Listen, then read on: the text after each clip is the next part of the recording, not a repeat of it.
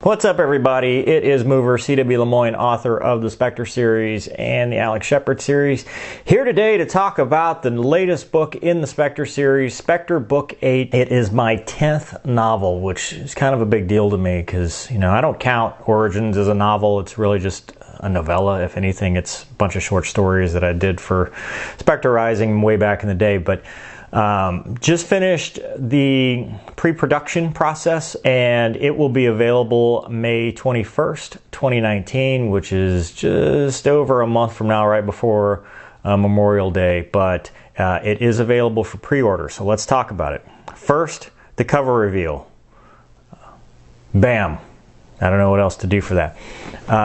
Name of the book is called FINI FLIGHT. It is kind of standalone, but also picks up where the last book, the Helios Conspiracy, left off. In it, Spectre, who's been kind of the main character for the last, 7 books, it is his series, has kind of gone into retirement, and he's living in a house he built right next to Bear, out in the woods, with his wife, Michelle, and son. And he gets a visit from Kruger. You guys remember Kruger, the angry, bearded, ginger type special ops dude who, in the events of the last, he is now in charge of a covert organization. That's all I'll say, because I don't want to spoil Helios Conspiracy if you haven't read that one already.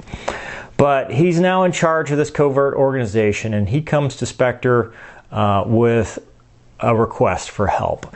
And the request for help is based on current geopolitical climate. A scientist that was trying to defect basically died during the attempt, and they did get some intel off of that, which said that the second in command in North Korea is actually the guy pulling the strings. So it's not Kim Jong-un, but it's actually this general.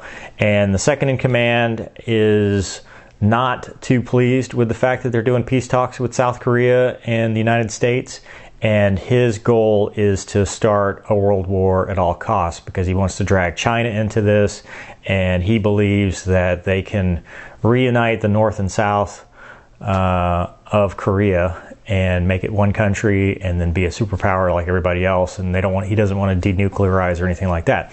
So it's kind of ripped from the headlines, as you might guess.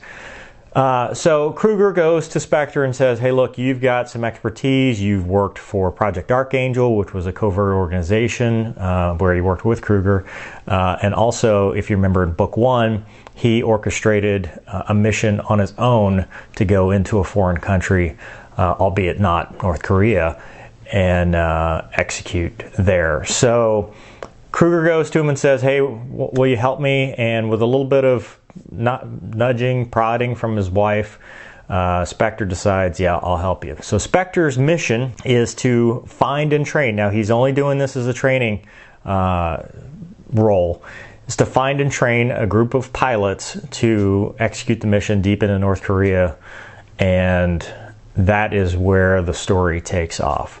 The cover is based on that story, so as far as books go, this is probably the most aviation-centric book I've written to date. I know Spectre Rising and Avoid, Negotiate, Kill, they all had a lot of aviation scenes, but this is, no kidding, the whole mission revolves around these airplanes and getting the airplanes into North Korea and out of North Korea safely. So along the way, they get interference from bureaucrats, foreign agents, etc., and they have to overcome that. And then there's more plot twists at the end, just like all the other books that you may not expect, on who's friend, who's foe, what the good guys are, who the bad guys are.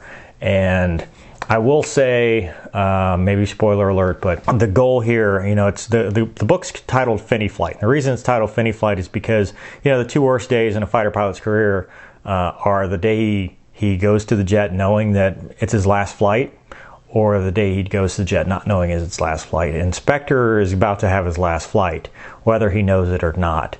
And he won't be the only one. And so this is intended to end in the Spectre series, but it doesn't necessarily mean the books are over, if that makes any sense. I can't spoil all this stuff.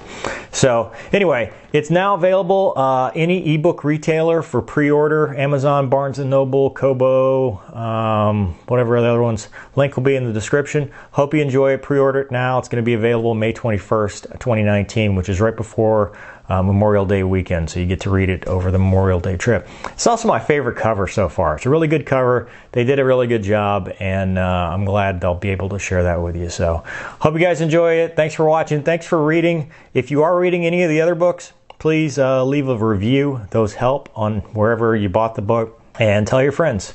Also, the I Am the Sheepdog audiobook is now available through Audible, Amazon, and iTunes. So if you guys are audiobook listeners, that now makes 4 audiobooks that are available, and it's the same narrator as Absolute Vengeance. So I think he did a great job, and hopefully we'll be able to get him on some other ones. So hope you guys enjoy it. Thanks for watching this short video. Please pick it up. I will see you next time.